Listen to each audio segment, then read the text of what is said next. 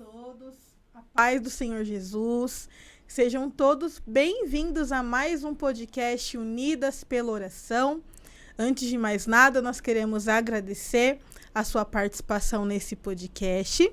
E hoje nós vamos falar sobre um assunto muito importante, sobre a nossa fé central, sobre tudo aquilo que nos move, né? Vamos falar um pouco a respeito do nome de Jesus. E hoje nós temos um convidado muito especial aqui conosco. Queremos te agradecer também já pela presença. É o presbítero Daniel. O presbítero Daniel, ele é da comunidade Tempo Novo, atualmente junto com a sua esposa, a diaconisa Alice, congrega no Jardim Grimaldi, na comunidade Tempo Novo. Então, nós queremos te agradecer pela sua presença, pela sua participação, dizer que você é muito bem-vindo e nós cremos que vai ser um tempo maravilhoso aí de aprendizado sobre o nome do nosso Deus. Amém? Obrigado, é um prazer estar aqui, né, com cada um de vocês, para a gente falar um pouco sobre esse tema, né, um tema muito importante e é um privilégio, né, é um tempo que nós cremos que será bem oportuno e bem proveitoso para a glória de Deus. Amém. Então, você que está assistindo esse podcast, eu convido você a compartilhar esse link com outras pessoas, para que mais pessoas tenham acesso a esse conteúdo. Você também pode acompanhar os conteúdos passados que nós temos aqui no canal. E eu creio que vai ser uma bênção tanto para você como para as pessoas que você irá compartilhar também, tá? Então, para a gente começar um pouquinho esse assunto, como eu falei, o nome de Jesus. Jesus é o motivo central de nós estarmos aqui, né? Se nós podemos falar o nome de Jesus, se podemos fazer uma oração, é através do nome dele, é através do sacrifício que ele fez por nós naquela cruz, né? Mas nós falamos muito do nome de Jesus, mas às vezes não entendemos o significado dele ou através da Bíblia, né, o que é passado. E para a gente iniciar esse bate-papo, queria saber, presbítero, a respeito do nome de Jesus, o significado literal mesmo, né? O que significa o nome de Jesus? Amém. Assim, diaconisa, o nome de Jesus, ele tem um significado muito importante, né, para as nossas vidas. Porque ele indica o ser e a obra de uma pessoa. Claro que nós, né, vivemos no Brasil, nós viemos de um conceito assim mais ocidental, mas se nós formos para uma cultura onde a Bíblia foi escrita, né, e a gente não pode não ignorar e não desprezar a contextualização. Então, dentro da contextualização, o nome na Bíblia, e para um judeu, ele tem uma representação muito grande. Ele representa não só o nome falado, mas ele representa o ser e as obras produzidas pelaquela pessoa. Então, tem a ideia que o nome carrega a essência, o nome ele carrega a identidade, ele tem a capacidade de liberar o destino de uma pessoa. Então, quando nós usamos o nome de Jesus, o nome sempre está ligado à pessoa de Cristo. Então, quem ele é, o que ele fez, a posição que ele se encontra, né? Então, é muito importante ter esse entendimento para que o nome seja usado e a pessoa, no caso, seja honrada. Amém. E aproveitando, né, que você falou a respeito de Jesus Cristo, né? Existe alguma diferença entre Jesus e Cristo? São duas nomenclaturas diferentes, né? Certo. Existe na Bíblia essa diferença entre Jesus e Cristo? Qual que seria o significado ali de cada um? Sim, ótima pergunta. Existe assim, por exemplo, toda a ação dele como pessoa representa a própria pessoa, né, em ação. O nome Jesus é um nome humano, certo, dado para um homem. Por quê, presbítero? Porque traz a ideia da identificação com a humanidade. Então ele recebe um nome, se nós formos lá para Mateus capítulo 1, acho que verso 21, quando o anjo vai falar com José, o anjo fala assim, ó, e dará o nome dele de Jesus, E ele será, então o será já indica a função, e ele será o salvador do seu povo. Então ele recebe um nome humano, porque ele precisa ser o representante do homem diante de Deus. Então ele é o representante humano, e na cruz ele é o substituto. Cristo é um título, significa o ungido, ou o Messias. Significa por quê? Por exemplo, vamos para uma visão bíblica. Dentro da visão bíblica, no Antigo Testamento, você tinha uma função de um ofício que 3 pessoas eram ungidas para uma função específica: rei, profeta e sacerdotes. O Messias profetizado do Antigo Testamento, que é o ungido de Deus, é o título que ele recebe como Cristo. Então ele é ungido para uma função específica. Só que tanto Jesus como Cristo está incutido em uma mesma pessoa. Mas ele recebe o nome humano, Jesus, com uma identificação, ali já tem a função de Salvador, e ele tem o título de Cristo, porque ele é o Messias profetizado. Ele não é um ungido, ele é o ungido. Ou seja, ele tem um tipo único e ele vai fazer uma função única, né? Cumprir todos os requisitos que Deus exigia dentro da sua justiça. Então ele é ungido pelo Espírito. Ele é capacitado pelo Espírito, né? Por isso que traz a visão da unção, porque ele é capacitado pelo Espírito para executar a obra, né? Como Cristo, como o Messias profetizado e prometido por Deus durante todas as Escrituras. Perfeito. E é bom, né, nós enfatizarmos para você aprender um pouquinho a respeito do significado do nome de Jesus e o poder que ele tem, o poder que é agregado quando nós falamos em nome dele. Sim. Então, nós podemos aqui, pelo que a gente conseguiu já aprender um pouquinho. Jesus seria ali a questão, o nome humano, Sim, que ele recebeu, mas a partir daquele momento, como já tinha falado ali para José a respeito de Jesus, ali já estava falando sobre que seria o Salvador, né? sim, E aí a questão do Cristo seria o ungido, ali sim. depois de tudo que foi feito. Então, seria uma junção dos dois exatamente, mas apesar de serem 2 nomes diferentes, ali tem o mesmo significado, a mesma função, né? Sim, Como você falou. sim. Muito bom, muito bem colocado. É isso mesmo. Perfeito. E falando um pouquinho sobre o nome de Jesus, na Bíblia existem muitas referências sobre Certo, Jesus, né? Sobre certo. o príncipe da paz. Ali, antes de ele vir ao mundo, já existem muitas referências. Certo.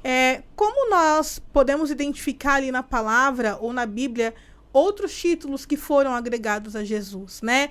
Justamente sobre esse que eu falei, sobre o príncipe da paz e tudo mais. Quais são os outros títulos que na palavra de Deus falam a respeito de Jesus?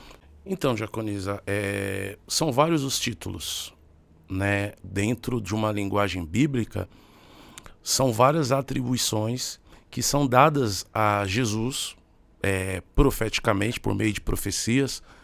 Inclusive, por exemplo, tem Emanuel, que é Deus conosco, tem o Filho de Deus. O Filho de Deus, ele tem a ver com divindade. Filho do homem tem a ver com a identificação com os homens, mas, por exemplo, Daniel capítulo 7, dos versos 13 a 14, a Bíblia vai dizer que Daniel viu o ancião de dias e fala que é o Filho do homem. É um título também atribuído a Jesus. Por exemplo, quando Deus foi falar com Moisés, Deus falou, eu sou.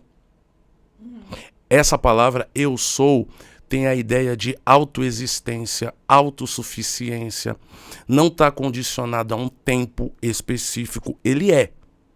Então Jesus usou esse nome, mostrando que ele está em pé de igualdade com Deus, ou seja, ele tem a natureza divina. Ele tem a prerrogativa de utilizar palavras que foram atribuídas a Deus no Antigo Testamento e que faziam menção também com a pessoa de Cristo. Por exemplo, Deus chegou para Moisés e falou assim, eu sou. Jesus, no Evangelho de João, acho que por 7 vezes ele fala, eu sou. Então ele fala, eu sou o pão da vida. Ele fala, eu sou a luz do mundo. Ele fala, eu sou a porta. Eu sou o bom pastor. Eu sou a ressurreição e a vida. Eu sou o caminho, a verdade e a vida. E eu sou a videira verdadeira. Então são nomes que são atribuídos a Deus, mas fazem menções à pessoa de Cristo quando ele é profetizado como príncipe da paz. É porque a verdadeira paz está nele. Então ele diz que é a paz que excede todo o entendimento, né? É a paz que todos nós precisamos. Então Jesus Cristo, se a gente fosse resumir, ele é a união de todos os nomes de Deus falados em toda a história bíblica. Por quê? Porque biblicamente Deus não tem um nome. Os nomes de Deus eram dados por manifestações que Deus fazia. Então ele fazia manifestações e era dado nomes a Deus.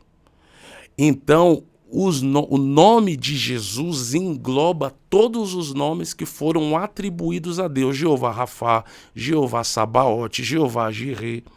São nomes que Deus se manifestou em uma determinada situação, dentro de um contexto, e foi dado um nome para ele. Jesus Cristo é o englobamento de todos esses nomes incutido na mesma pessoa. Então ele representa tudo isso, né, profeticamente anunciado, que nele, por isso que assim, a Bíblia fala assim, no princípio era o verbo divino, pré-existência, ele existe. Só que um pouco mais João vai dizer assim, mas o verbo se fez carne. Aí entra a parte humana. Aí entra o nosso representante. Por exemplo, em Levítico, capítulo 2, havia uma oferta chamada flor de farinha. Essa oferta, ela tinha a ideia de que havia nela uma perfeição e não tinha mistura. Jesus Cristo é a flor de farinha, tanto que essa flor de farinha ela é jogada azeite sobre ela e ela é amassada. Indicava a humanidade perfeita dele. Só que ele foi ungido pelo Espírito também para o sofrimento. Então ele recebeu a capacitação espiritual vinda de Deus para tomar o lugar dos pecadores, para tomar o nosso lugar e sofrer perfeito, 100%, e satisfazer todas as exigências divinas. Então ele representa o homem diante de Deus, por isso que Paulo vai dizer em 1 Timóteo que no céu há Jesus Cristo, o Cristo homem, porque ele é a representação do homem diante de Deus em um corpo, mostrando para Deus que a justiça que Deus requeria está satisfeita. Glória a Deus. Não sei vocês aí que estão acompanhando, mas vocês perceberam a grandiosidade que é quando nós temos a oportunidade de falar do nome de Jesus, né? Verdade. Em tantos momentos a gente fala o nome de Jesus, mas não entende a grandiosidade e o preço que foi pago através desse Jesus. Verdade. Que é autossuficiente, que não precisa de ninguém, ou pessoa, ou tempo, ele está acima de tudo e de todos, né? É verdade. E agora que a gente falou um pouquinho do significado do nome, nós conseguimos compreender um pouco, queria falar um pouquinho a respeito do poder do nome. Poder do nome de Jesus, né? Amém. Nós que estamos habituados, falamos a respeito do poder do nome de Jesus, utilizamos o nome de Jesus nas nossas orações, em libertações, quando profetizamos algo, sempre fazemos em menção do nome de Jesus, que é a autoridade que Deus nos deu, né? Em orar e falar em nome de Jesus. Mas o que significa falar que há poder no nome de Jesus? Uma pergunta muito assim, muito profunda, né? Para nós, para quem está nos acompanhando, porque o poder dele representa a pessoa dele. Então ele, quando ressuscitou, ele apareceu para os discípulos e falou assim: todo o poder me foi dado. Você nunca pode desconectar o poder do nome à pessoa poderosa. Porque o nome é poderoso, porque a pessoa é poderosa. Verdade. A pessoa é cheia de honra, é cheia de glória. Tanto que, quando você vai para Apocalipse, capítulo 5, eles estão fazendo um cântico. E a Bíblia chama de novo cântico. Mas não é novo cântico porque é um cântico de novidade. É um novo cântico porque é o cântico da redenção e o cântico do Redentor. Significa que esse cântico está sendo feito porque houve queda. O homem caiu. Sim. Em Adão. E a Bíblia fala assim que não foi achado ninguém digno, nem no céu, nem na terra, nem debaixo da terra, de abrir o livro e desatar. Então, quando ele ressuscita, ele sobe ao céu.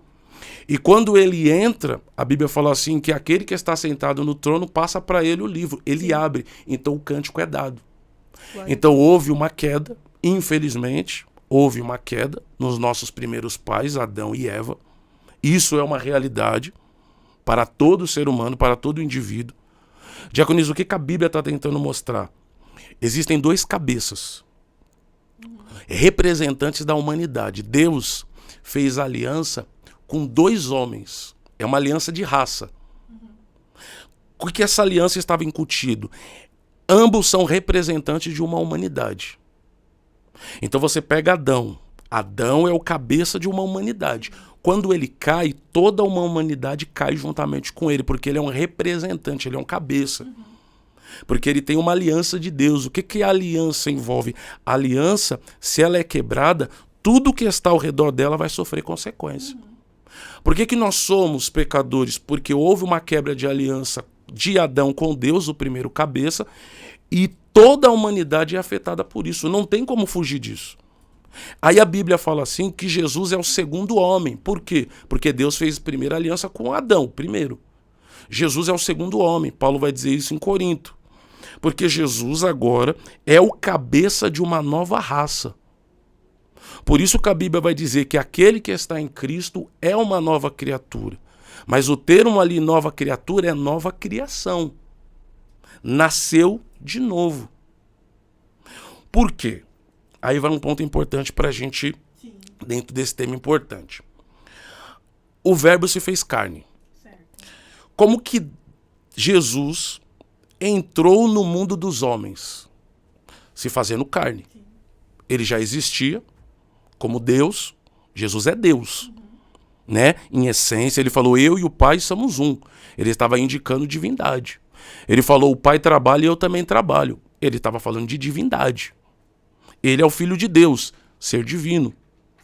Tanto que quando ele foi tentado pelo diabo, o diabo falou, se tu és o Filho de Deus com letra maiúscula. Porque se você é Deus, transforma a pedra em pão. E aí ele agiu como homem.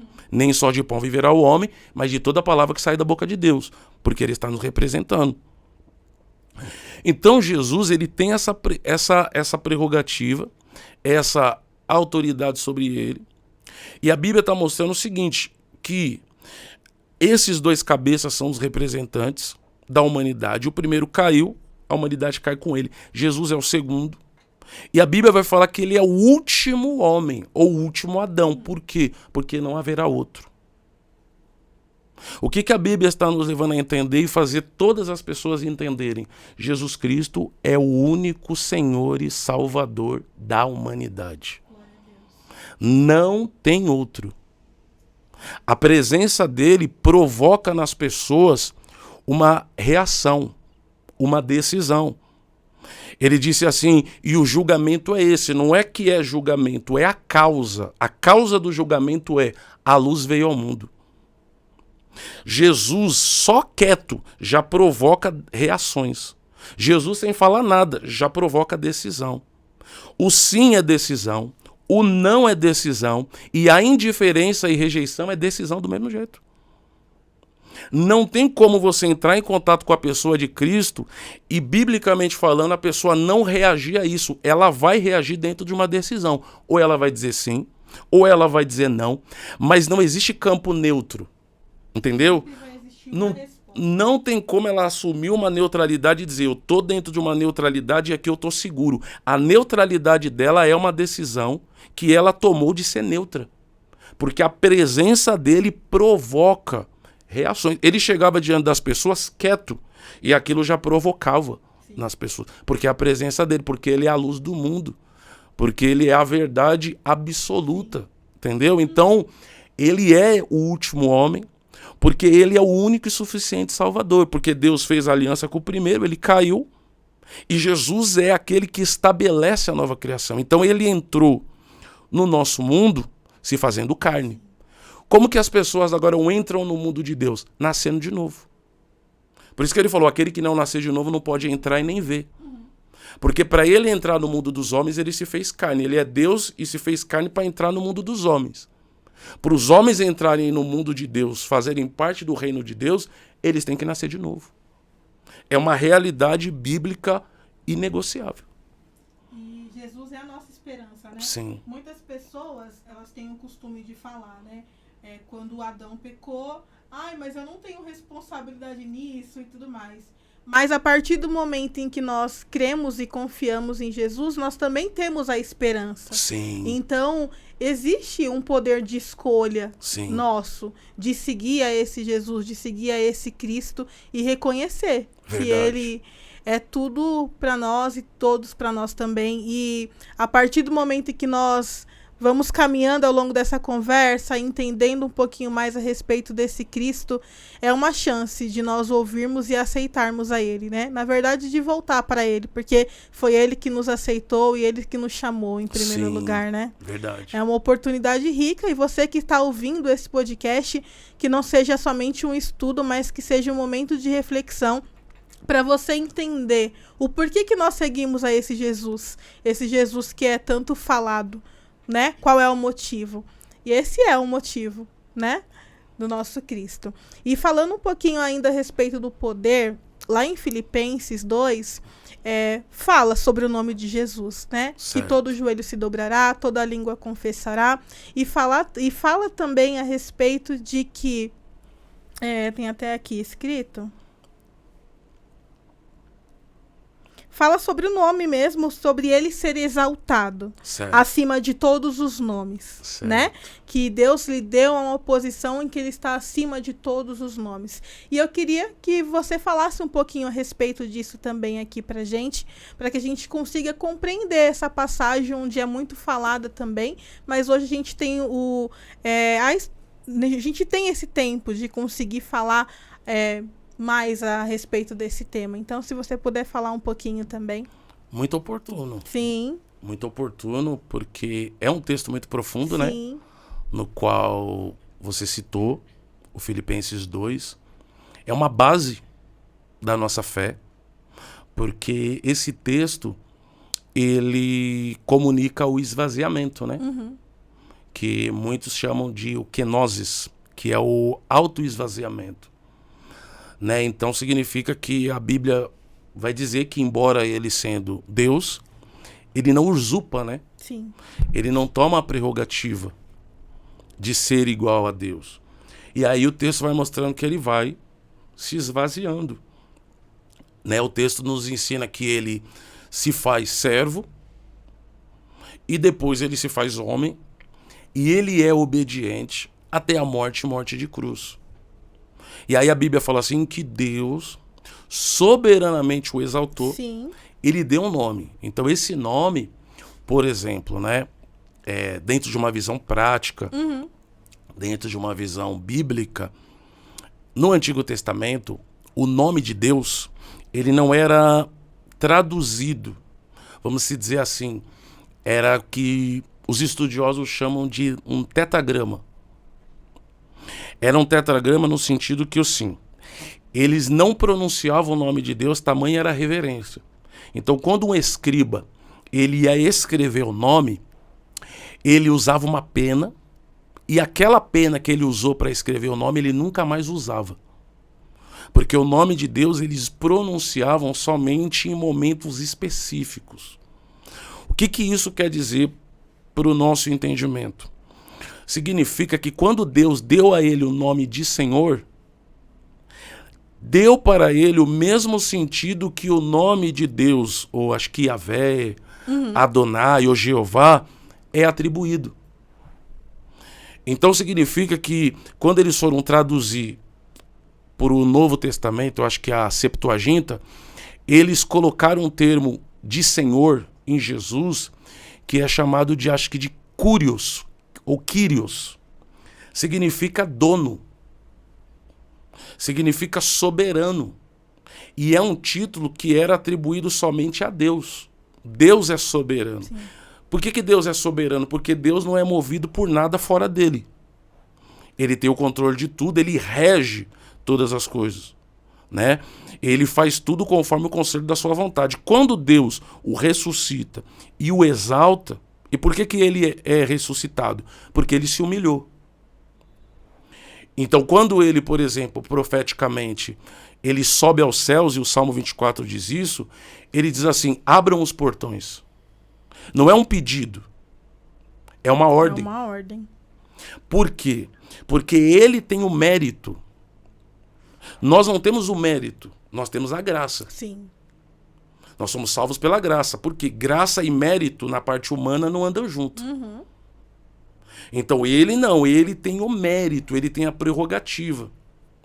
Então quando ele sobe e ele fala, abre os portões porque o Rei da Glória chegou, é uma prerrogativa que ele tem, porque é um direito que ele conquistou. Ele não tinha um corpo, porque ele era Deus, ele recebe o corpo, ele vem para a terra, né? Ele é gerado no ventre de uma virgem pelo Espírito. Ele não nasce do relacionamento entre um homem e uma mulher, porque o próprio anjo falou, o que vai ser gerado no teu ventre é santo, ou seja, é uma categoria única. Então ele vem dentro de uma natureza perfeita, só que ele tem até mistério isso, né? Uhum. Os estudiosos chamam isso de mistério porque ele tem na natureza dele 100%. Ele como pessoa tem na sua natureza, tem duas naturezas operando nele 100%. Ele é 100% Deus e ele é 100% homem.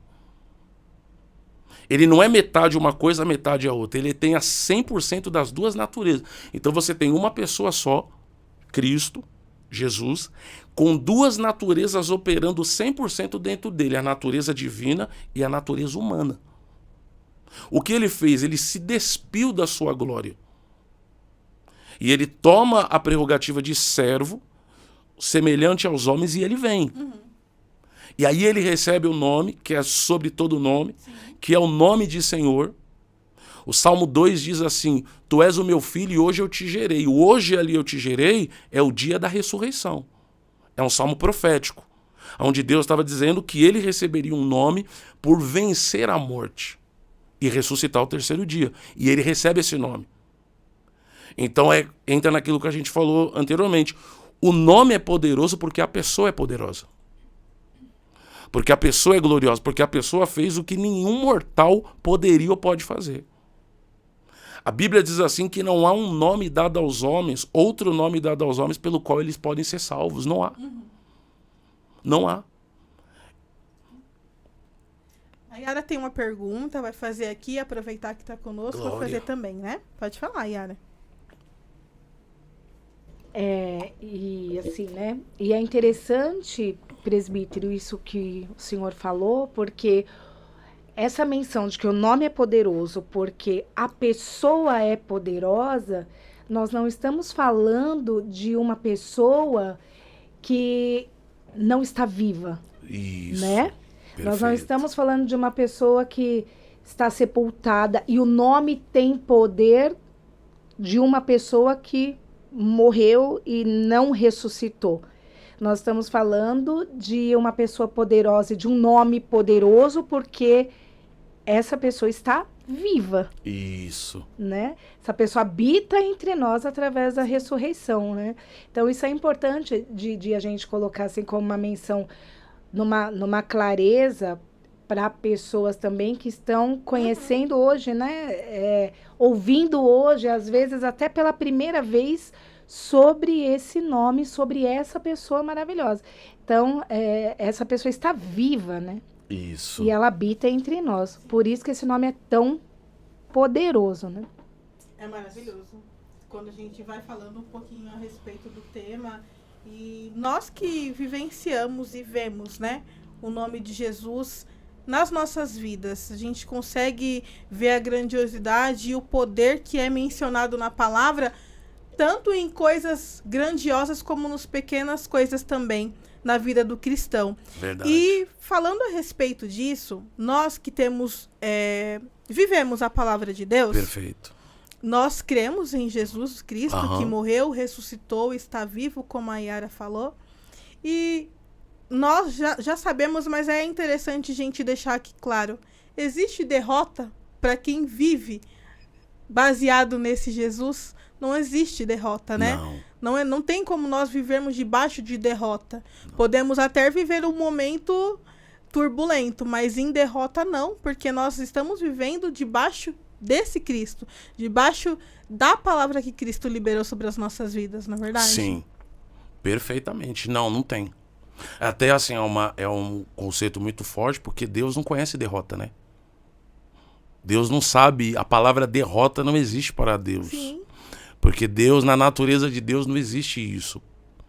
Quando Jesus, ele se apresentou, diaconisa, como Senhor, isso é muito forte, porque o nome Senhor carrega o conceito de ser dono. Uhum. Ele é Senhor porque ele é dono. Sim. E claro que a mente humana, ela tem dificuldade de lidar com isso. Por quê? Porque a mente humana, ela tem a agilidade muito forte de estabelecer a sua própria base de salvação. Se Deus fosse consultar a mente humana provavelmente daria a Deus um plano mais viável, que se adaptasse à mente dela. Com certeza. Só que Deus colocou a sabedoria dele numa cruz. Então Deus havia profetizado, eu vou destruir a sabedoria humana. Por quê?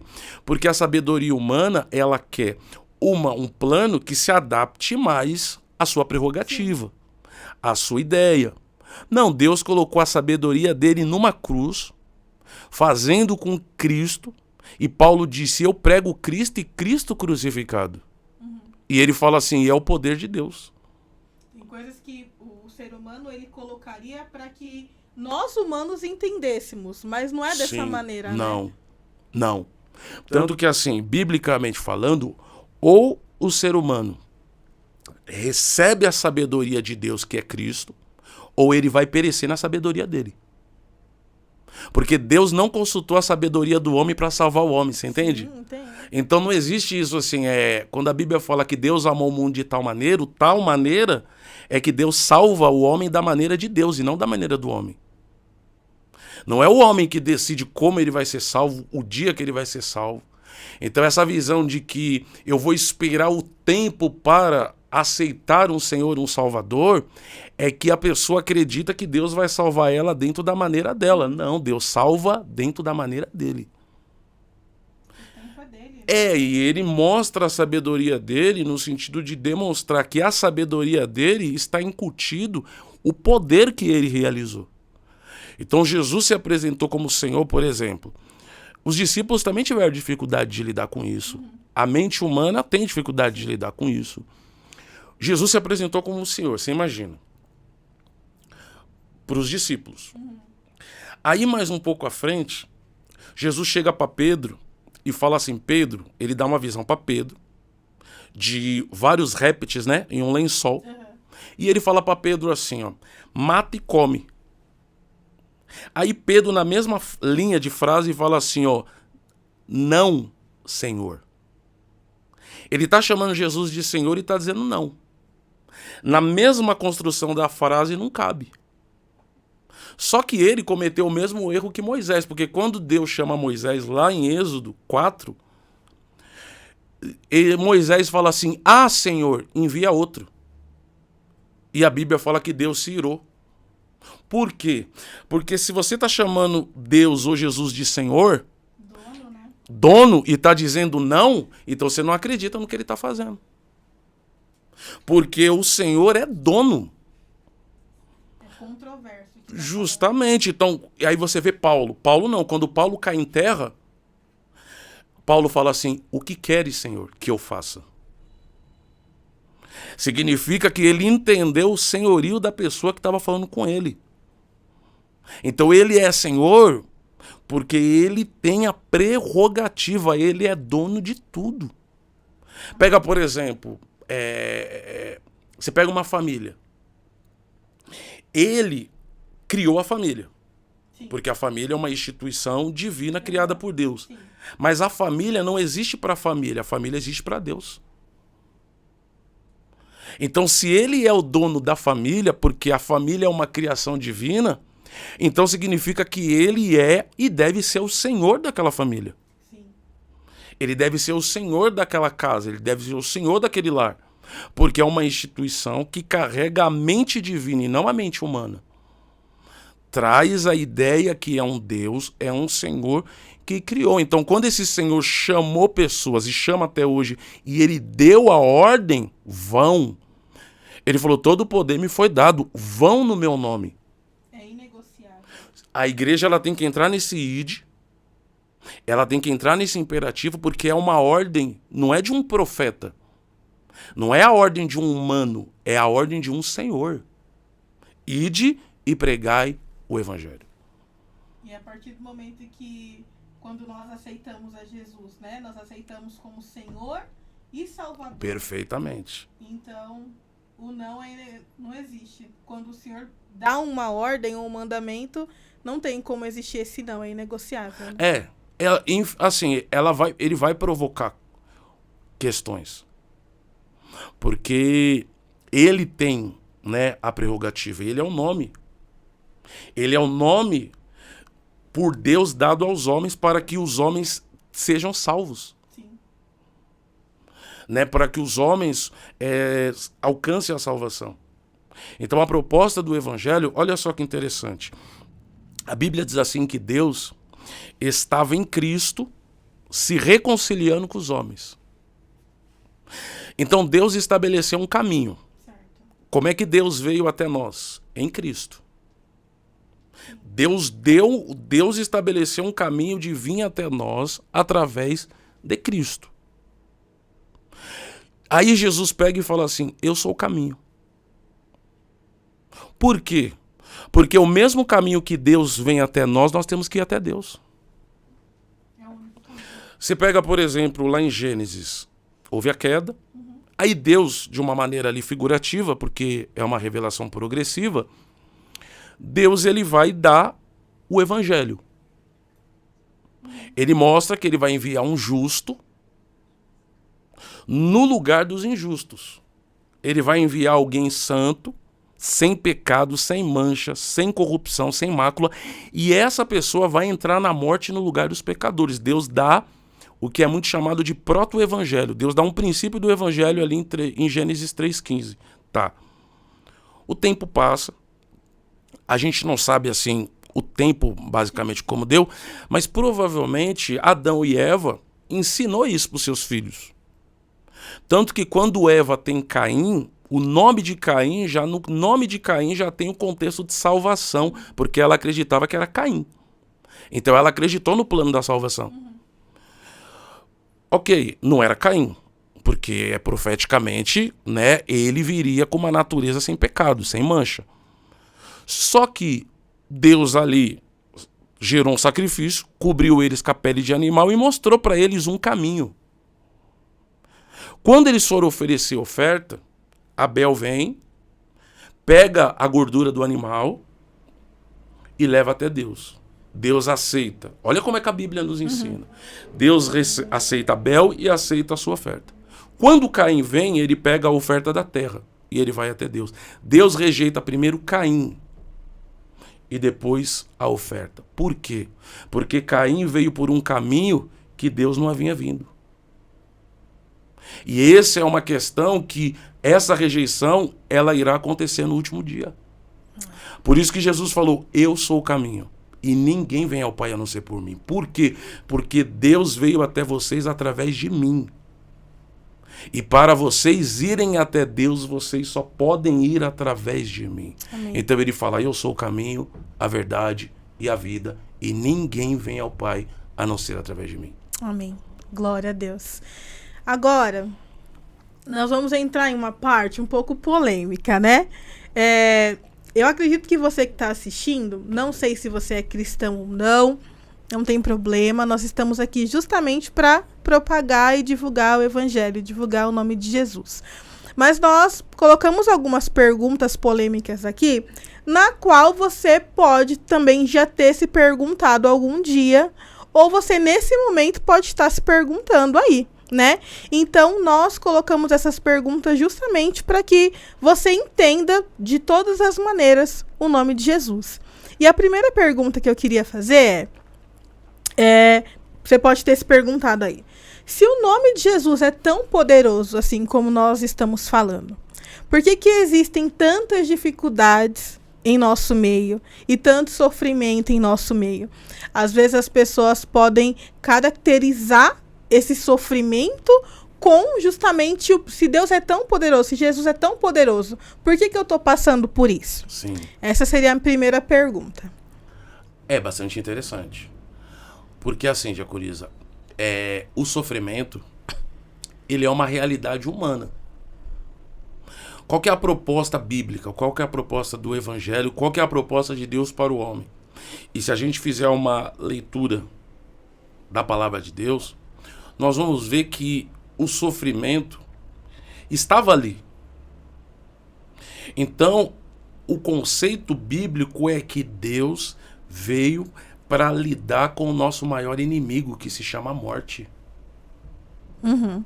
Essa é a proposta de Deus, que Jesus Cristo entraria na morte, venceria a morte e ressuscitaria ao terceiro dia. Então o sofrimento, ele é uma realidade humana. Nós vemos na Bíblia, em Hebreus 11, que muitos morreram na fé. Alguns foram cerrados ao meio. O texto diz que algumas mulheres receberam os corpos dos seus maridos.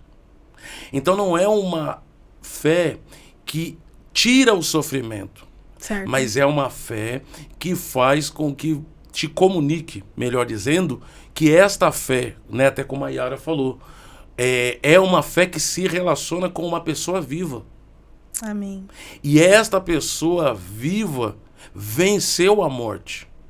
Então a fé carrega nesta fé, ou deve carregar, e precisa carregar, a natureza de Deus nela. Porque a natureza de Deus é comunicada na palavra, e quando a pessoa recebe a palavra, ela está crendo na palavra baseado em uma fé, em alguém que está vivo. Uhum. Então é uma fé que lhe dá com uma vitória sobre a morte. Mas ela também é uma fé que ela tem a capacidade de trazer o poder de Deus em várias áreas da vida. Sim. De derramar da graça, de derramar da virtude, de trazer realmente o derramamento do Espírito, do bálsamo do Senhor. Mas a grande proposta bíblica é essa. Então você vê que Jesus falou assim, aqueles que são da terra falam das coisas da terra, mas aquele que é do céu fala das coisas do céu. Então ele veio para a terra trazer uma outra mente. Ele veio para a terra para trazer uma mente que é nascida do alto. Por isso que Paulo fala assim, nós não temos a mente de Deus, mas nós temos a mente de Cristo. Como que o que nós estamos vivendo aqui fosse muito superficial comparado com o que nós vamos viver com Cristo. Sim. Tanto que a Bíblia fala assim que os sofrimentos desse tempo presente não podem se comparar à glória que será manifestada. E também entra na questão de reconhecer Jesus como dono, como Salvador. Sim. E como Senhor também. Sim. De entender que dependente das dificuldades ou sofrimento que nós passamos, se nós cremos em um Cristo vivo, nada do que nós estamos passando se compara com aquilo que ele é para nós também. Sim, né? É incomparável. A Bíblia ela fala assim que ele tem um nome que só ele conhece. Por quê? Porque o nome dele, de eternidade em eternidade, ele é uma fonte inesgotável. Glória a Deus. A Yara tem mais um comentário, uma pergunta. Vamos lá, pode fazer. Já que as perguntas são polêmicas, né? Vamos para a questão polêmica. Outra coisa também, presbítero. As pessoas que elas vêm para Cristo, que elas vêm para o Evangelho, muitas delas acreditam, né, algumas das perguntas que nós recebemos quando acolhemos a essas pessoas, elas acreditam que a partir daquele momento ela não vai ter mais sofrimento, ela não vai ter mais lutas, né? Ou ela não vai colher colher o que ela plantou lá atrás, né? Ela acha que não vai ter consequências, os pecados que ela já cometeu. Ela acha que a partir de agora é uma vida sem sofrimento. Sim. Né? E eu gostaria que você falasse o senhor falasse um pouquinho sobre essa questão dessa cabeça dessas pessoas que acham que a partir de agora, pronto, não acontece mais nada, eu não tenho mais sofrimento, e não é bem assim, né? Não. É que assim, Ara, infelizmente, né, isso não é propósito, nunca foi vontade de Deus, mas nós, no geral, os cristãos, no mundo inteiro, brasileiros, eles estão sendo alimentados por um tipo de evangelho muito humano. Por exemplo, nós vamos lá para Babel, lá em Gênesis 11. Quando você vê que eles vão construir a torre, você não vê o nome de Deus citado. O nome de Deus não é citado ali, porque é uma genealogia, é uma geração que é como se fosse assim, é um espírito independente. Ele não depende de Deus para nada. Então eles falaram assim, e é um espírito que se associa. Porque ele fala assim, vamos fazer uma cidade, vamos colocar uma torre para chegar até o céu e vamos tornar o nosso nome célebre. Então é um espírito, por isso que lá em Apocalipse Jesus fala, sai daí, povo meu. Por quê? Porque isso já chegou no evangelho. Triste, né? Essa pregação humanizada, essa pregação que coloca o homem como centro. Você pega os louvores, o homem é o centro do louvor, não Deus. Você pega a pregação, o homem é o centro, não Deus. Então essa pregação, esse espírito que vai colocando o homem como centro e vai tirando a centralidade de Deus, de Cristo, ele vai fazendo com que as pessoas vão recebendo um tipo de evangelho, onde neste evangelho que elas estão recebendo, tudo tem que dar certo. Tudo tem que ser positivo. Porque justamente isso, a mente, e não que não tem que buscar, não tem que desejar, ao contrário, mas a mente está muito na terra. Então se a mente está muito na terra, isso vai ser muito propagado. Mas o nascido de novo, ele tem uma mente do céu sobre ele. Então ele vai ter coisas aqui positivas, ele vai ter coisas aqui que não são positivas, mas nada arranca dele uma verdade celestial e eterna que ele tem sobre a vida dele. Então realmente foi humanizado muito, infelizmente, e aí as pessoas acabam recebendo um tipo de evangelho. Paulo fala assim que não é o evangelho, é outro. Porque é o evangelho que coloca o homem como centro. Aí colocando o homem como centro, tudo é ali, justiça própria, causa pessoal. Então eu fiz algo, Deus tem que me fazer algo porque eu mereço. Barganha, né? Então entra muito dentro disso. E já entrando na segunda pergunta, mas tem muito a ver, é por isso que muitos rejeitam, se Jesus é o Salvador, porque muitos o rejeitam. Acredito que entra muito naquilo que nós falamos agora, porque muitas pessoas não querem viver o evangelho genuíno, querem viver talvez um evangelho que o humano criou, que o ser humano criou, né? Sim, entra muito dentro disso. E aí tira o poder de Deus, né? Por que o apóstolo Paulo falou assim, eu prego o Cristo crucificado? Porque ele queria fazer uso do poder de Deus. Ele não queria colocar a sabedoria dele ali. Porque se ele coloca a sabedoria dele ali, se ele põe a sabedoria humana, ele desconstrói o plano que Deus criou. Não para Deus, mas para ele mesmo. Então a mensagem se tornaria ineficaz. A mensagem ela não alcançaria o poder que nela mesmo está incutido. É uma semente, então está ali. Então ele não fez o uso e ele poderia fazer. Porque assim, um homem tão inteligente, ele falava 3 línguas. Sim. Ele era uma pessoa cosmopolita, ele vivia num mundo cosmopolitano, ele conhecia muitas coisas. Ele tinha nacionalidade judaica, grega, então assim, romana.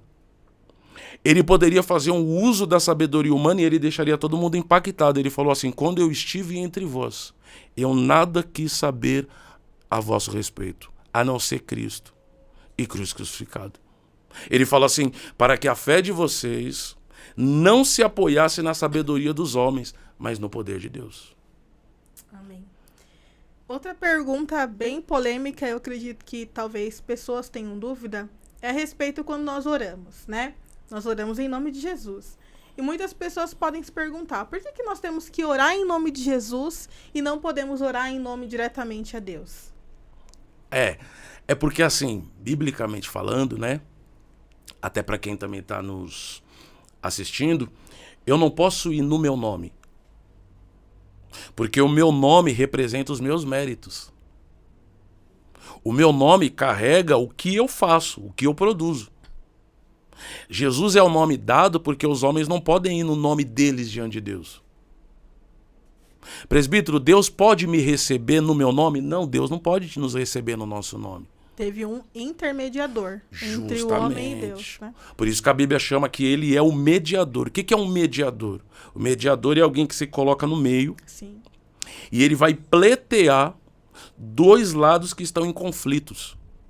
Qual que era o nosso maior problema? Nós estávamos em conflito com Deus. Porque o lado de Deus requeria uma coisa. A minha justiça tem que ser satisfeita. E Deus não abre mão disso. Por isso que a Bíblia fala assim que ele não poupou nem o seu próprio filho, porque a justiça tinha que ser satisfeita. E não é só uma justiça, ela tinha que ser perfeita. Então Jesus se coloca no meio como mediador, porque Jesus atende a exigências de Deus, ele satisfaz a justiça e apazigua a ira. E aí ele atende às necessidades dos homens. O que os homens mais precisam? Embora muitos deles não reconhecem, salvação. O que um ser humano mais precisa, como um mortal nessa terra, é salvação. Sim. Jesus atende essa necessidade. Então ele é o mediador porque ele é colocado no meio e ele atende a exigências de Deus de maneira total, completa e perfeita. E aí dentro do plano de Deus ele traz e atende às necessidades que o ser humano mais precisa. Ele precisa de um redentor, ele precisa de um salvador. Ele precisa de alguém que o livre da morte espiritual e da morte eterna. Porque querendo ou não, isso foi a proposta que Jesus Cristo veio fazer. Ele nos tirou da morte espiritual e aquele que está em Cristo foi tirado da morte eterna. Porque a morte eterna é uma eterna separação de Deus. Então assim, é o que o ser humano mais precisa.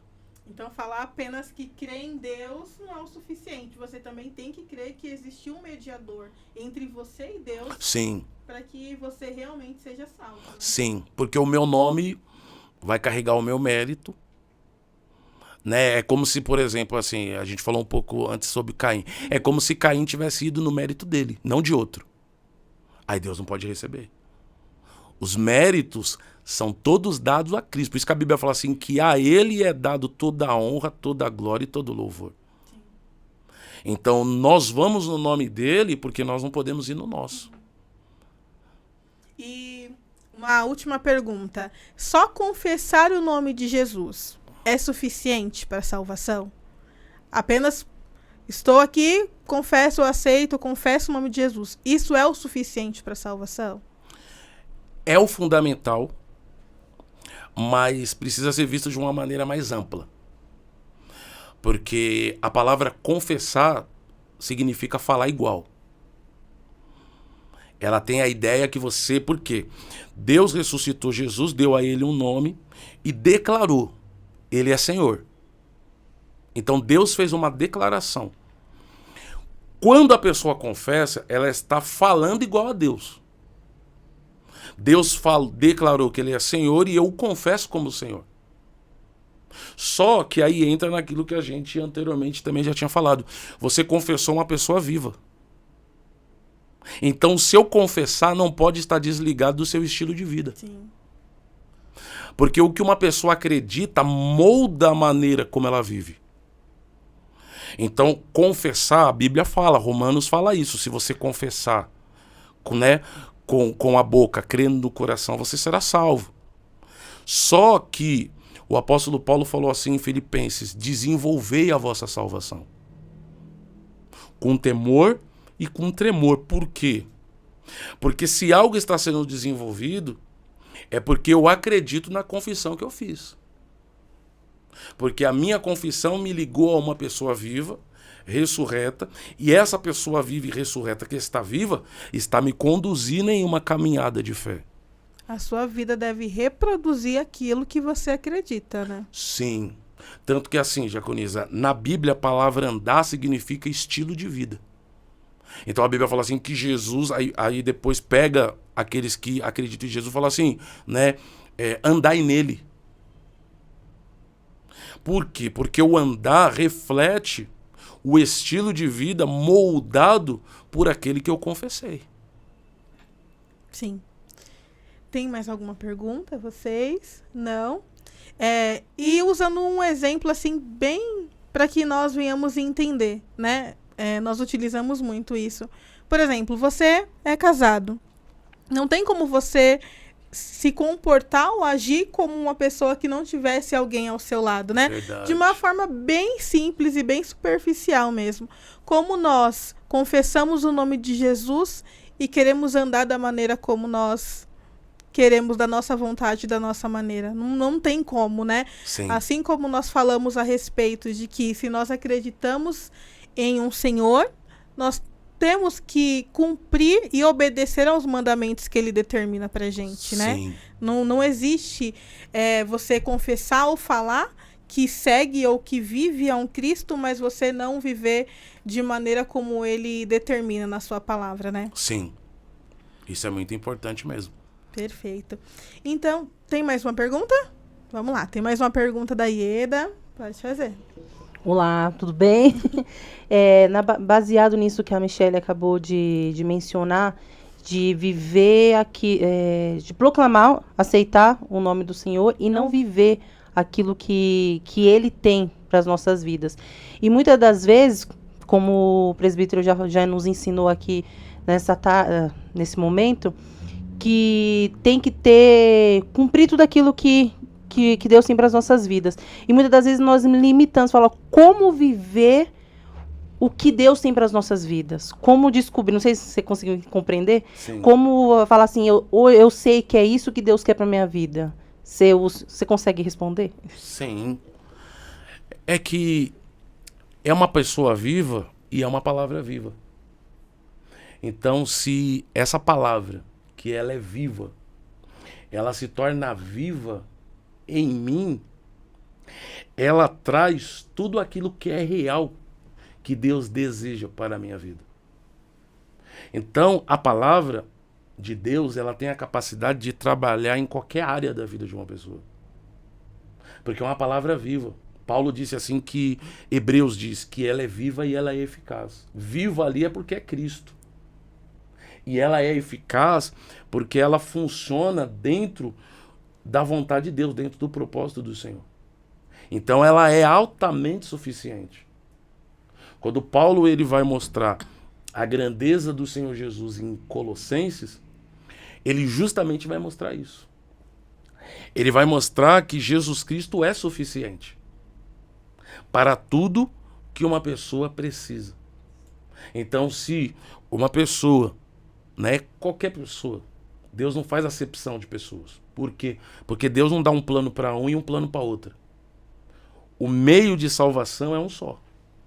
Então, se uma pessoa ela aceita Cristo, né, como todos vocês aqui falaram corretamente, como seu Senhor e como seu Salvador, biblicamente, ela tem o poder do Cristo operando nela em qualquer área da vida. E ela tem o poder e a própria presença dele. Você vê que ele diz assim, onde estiver 2 ou mais pessoas reunidas em meu nome. Aqui ele já coloca a divindade. Por quê? Porque só Deus é onipresente. Nós estamos aqui reunidos no nome de Jesus. Existem pessoas no mundo inteiro que estão. Amém. Verdade. Então ele fala, onde estiver 2 ou mais pessoas reunidas em meu nome, ali eu estarei. Porque a presença dele é real em todo lugar onde a pessoa dele é honrada. Se há pessoas reunidas com o objetivo de fé, de o honrá-lo, ele se faz presente. E ele toma essa prerrogativa da sua onipresença. Então, assim, Davi falou assim, Deus está. E aí ele pega no Salmo 39 e ele fala assim, para onde eu fugirei da tua presença? É uma fala de interior. Ele não verbaliza, mas no interior ele pensa. Você pega Jonas verbalizou a fuga. Deus chamou, ele comprou passagem para ir para outro lugar, ele literalmente externou a fuga. Davi teve um relapso, vamos dizer assim, de uma fuga de interior. Mas a pessoa é viva do lado de fora e a pessoa é viva do lado de dentro. Então ele falou assim, mas para onde eu fugirei da tua presença? Pedro falou assim, para onde nós iremos? Ou para quem nós iremos? Se só tu tem palavras de vida e de vida eterna. Então é a pessoa gloriosa que se faz presente e que pode trabalhar em qualquer área da nossa vida pela fé. Amém. Glória a Deus. É maravilhoso servir a esse Jesus que nós estamos falando aqui nesse momento. E nós já estamos finalizando esse podcast. Queria agradecer a vida do presbítero Daniel por ter vindo até aqui. Amém. Ter se disposto a falar um pouquinho do nosso Deus, do nosso Cristo. Queria saber se você tem alguma mensagem para deixar para aquelas pessoas que estão acompanhando o podcast agora. Se você tiver, pode ficar à vontade, tá bom? A nossa mensagem é sobre o nosso Senhor Jesus, né? Você que está nos ouvindo, Jesus é a mensagem de Deus. A Bíblia fala assim que ele é a última palavra e ele é a palavra final. Ele disse assim, eu sou o Alfa, eu sou o Ômega, eu sou o primeiro, eu sou o último. Ele diz, estive morto, mas eis que vivo e eu tenho as chaves da morte e as chaves do inferno. Amém. Então assim, se você está passando algum tipo de sofrimento, creia na pessoa do Senhor Jesus Cristo. Creia nesse nome poderoso, que traz a glória de uma pessoa, que entrou na morte no nosso lugar, que venceu a morte no nosso lugar, que ressuscitou ao terceiro dia e que recebeu um nome sobre todo o nome. E o texto fala assim que diante dele, toda boca vai confessar e todo joelho vai se dobrar, porque ele é Senhor de tudo. Mas qual que é a proposta de Deus no nosso tempo presente? Que ele seja reconhecido por nós como Senhor e Salvador no tempo oportuno. E o tempo da salvação, o tempo oportuno bíblico é hoje. Então a salvação é hoje. O reconhecimento do senhorio de Cristo é para hoje. Não haverá outro. Deus não vai dar outro evangelho. Deus não vai enviar outro Salvador. Eu não poderei, ou nenhum de vocês poderão se salvar pela sua própria justiça e pelo seu próprio mérito. Jesus Cristo é o único Senhor e Salvador para todo aquele que nele crê. Glória a Deus. E para finalizarmos, depois dessa palavra maravilhosa, né? Você em muitos momentos pode se perguntar aí, como eu já me perguntei um dia, como eu posso aceitar esse Cristo tão poderoso? Mas é a gente entender que não é pela nossa força, não é pela nossa sabedoria, não é pelo aquilo que nós fazemos no dia a dia, mas é reconhecer que existe um Cristo que salva e que ele está esperando você a falar, eu aceito o Senhor como Jesus, como Senhor e Salvador da minha vida. E eu também queria deixar uma palavra que fica lá em 1 Coríntios 1, no versículo 27, que diz: mas Deus escolheu as coisas loucas deste mundo para confundir as sábias. E Deus escolheu as coisas fracas deste mundo para confundir as fortes. E Deus escolheu as coisas vis deste mundo e as desprezíveis, as que não são, para aniquilar aquelas que são, para que nenhuma carne se glorie perante ele. Então não é pela nossa força, não é pela sabedoria que você tem ou pelas obras que você tem praticado, mas é você crer que existe um Cristo que está te esperando, que você reconheça a ele como Senhor e Salvador de sua vida. Amém? Amém. Que Deus te abençoe, que você possa acompanhar os outros episódios do podcast também e que você venha acompanhar cada dia mais o nosso trabalho, porque nós estamos aqui para divulgar a palavra do nosso Deus. Amém? Deus abençoe e até o próximo podcast.